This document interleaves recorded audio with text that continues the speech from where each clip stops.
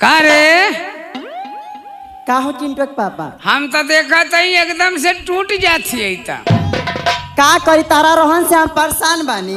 कैसन परेशान बाड़ी रे? अब हमें घर में नहीं रहो ना रहबी ना हो करे तो के इतना खियौले जात हो तौने पता सुटकी होकर चल जाती है। अरे बाप रे बाप तब का खियौला हो? का खियौला?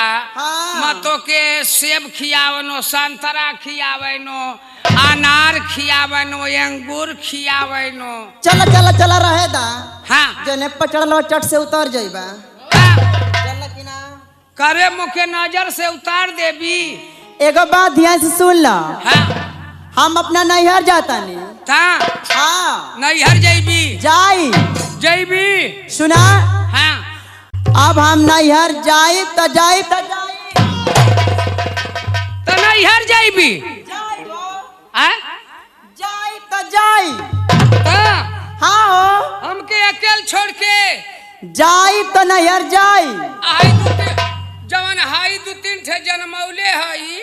हाँ आई कुल कहाँ जाई? ई कहीं जाइए लेकिन हम नैहर जाइबो त नैहर जैबी। हाँ मरबो ना लीलरा से ईटवा फूट जाई जाने। ए हरामी लीलरा से ईटवा ना हो। हाँ ईटवा से लीलरा फूट जाई। अच्छा ईटवा से लीलरा फूट जाई। हाँ हो तो ये बताओ का हो कि हमके छोड़ के तो नैहर जैबी नैहर जाइब तो जाइब तो जैबी। हाँ हो जैबी जाई। नैहर हाँ तो हम ससुरार जाई। ससुरार जाइबा काहे न? तनी मुंह देखी तो करे ही बता का हो। तो नैहर जैबी। हाँ जी तोरे ही बताओ नैहर नैहर कैले ही? हाँ तोरे नैहर के है? अरे बाप रे बाप हमार नैहर में सब बा। तोर मैं भुला गए न। तोर घरवा कहाँ पड़ेला? हमार घरवा रसड़ा के आगे बालिया जिला बना। बलिया जिला? हाँ हो बलिया जिला? हाँ एकदम जिला बॉर्डर पे। वहाँ का बोली कवन है?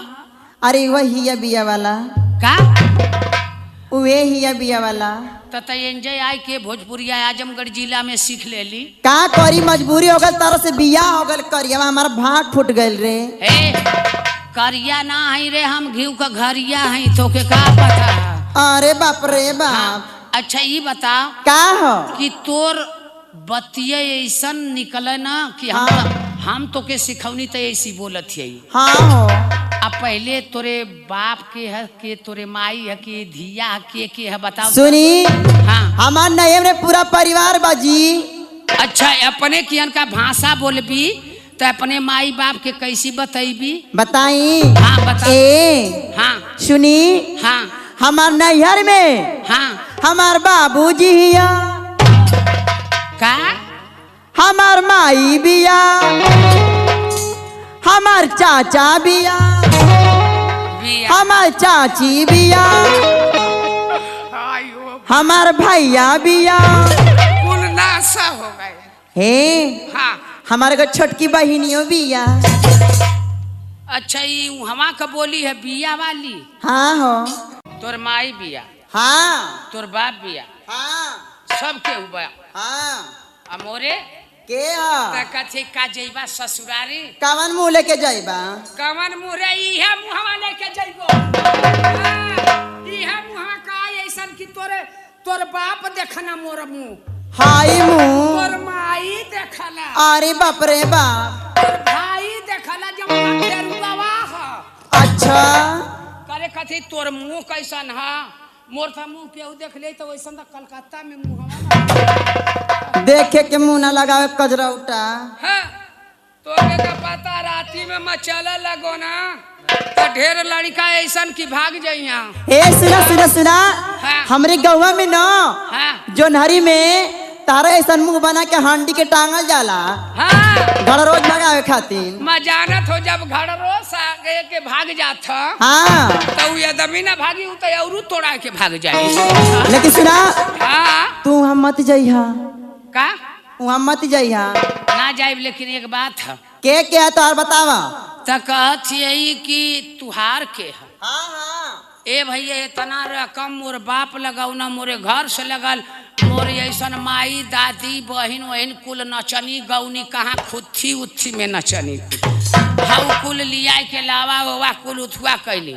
हाँ आई बताओ कि तोर माई बिया तोर बाप सबके ऊ है लेकिन हमन को ऐसा की कहिया कि हमारे माई है हमारे बाप है हमारे सबके ऊ है।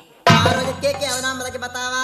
अब तोरे भाषा में बतावत है। हाँ बता तार वहाँ के बाटे हो तोरे नैहरवा मोरे के है के बा मोरे ससुर बिया हाँ मोरे सास बिया मोरे साढ़ुआइन बिया अरे मोरी माई मोरे सारा बिया मोरे ससुरारिया का गाँव वाले बिया आता हूँ बिया कवर कहीं कि ना बिया रे मोरे सब बिया जैसे सब हुआ हमन के कहीं आजमगढ़ जिला में बामा दबा मोरे माई हम मोरे बाप हुआ मोरे सब प्राणी है पूरा परिवार है। अच्छा और तू कहबू कि मोरे पूरा परिवार बिया तो एंजा का लोग कहिया कि सही ई का कौन